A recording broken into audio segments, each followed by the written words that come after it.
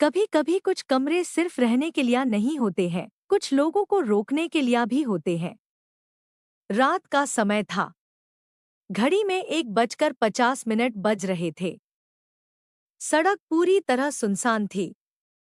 ठंडी हवाएं तेजी से चल रही थी और माहौल कुछ अजीब सा लग रहा था, जैसे कुछ गलत होने वाला हो।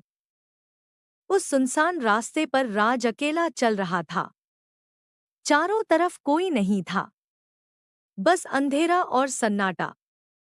तभी उसकी नजर सामने पड़े एक पुराने होटल पर गई।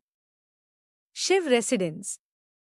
होटल की लाइट्स टिमटिमा रही थी, जैसे कभी भी बंद हो जाएंगी।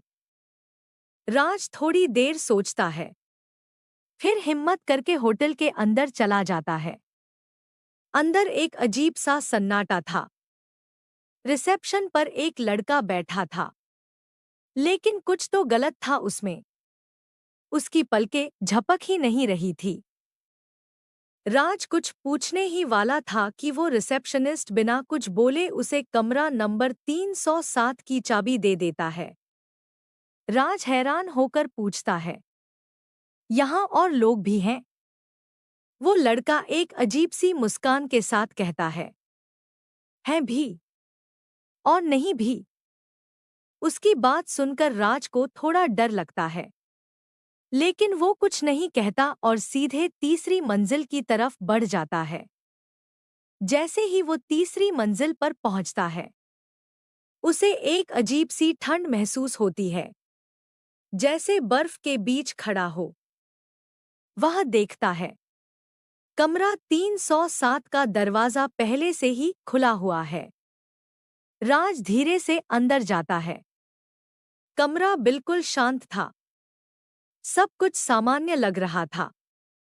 वह थक चुका था, इसलिए जाकर बेड पर लेट जाता है। कुछ देर बाद टप टप टप बाथरूम से पानी गिरने की आवाज आने लगती है। राज उठता है और बाथरूम में जाकर देखता है, लेकिन नल बंद था। कहीं से पानी नहीं गिर रहा था।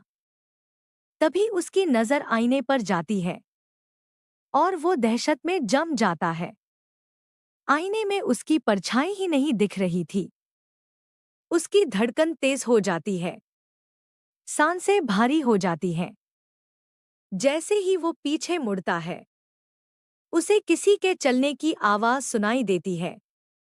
राज धीरे धीरे